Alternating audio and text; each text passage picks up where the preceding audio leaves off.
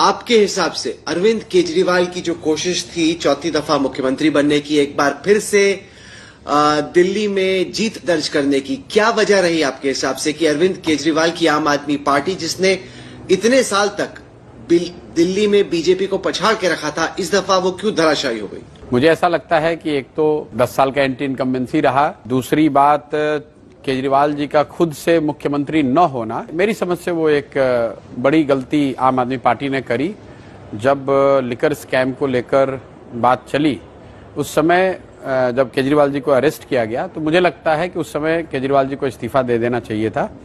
और अगर उन्होंने उस समय इस्तीफा नहीं दिया तो फिर जेल से बाहर निकलने के बाद इस्तीफा देकर किसी दूसरे को मुख्यमंत्री बनाना शायद स्ट्रैटेजिकली ठीक नहीं था। और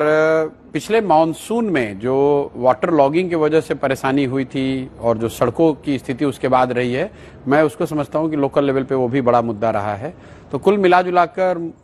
केजरीवाल जी का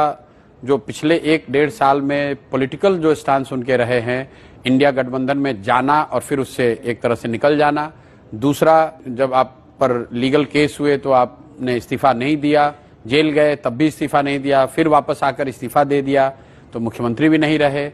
तीसरी जो गवर्नेंस को लेकर जो ढिलाई, जो एक तरह से उनकी कोर कंस्टिट्यूएंसी गरीबों की थी, झुग्गी झोपड़ियों की थी, उनको पिछले मॉनसून में जो तकलीफ हुई वाटर लॉगिंग की वजह से और खराब सड़कों की वजह से, उससे कहीं ना कहीं गवर्नेंस मॉडल को भी धक्का लगा। कुल मिलाजुलाकर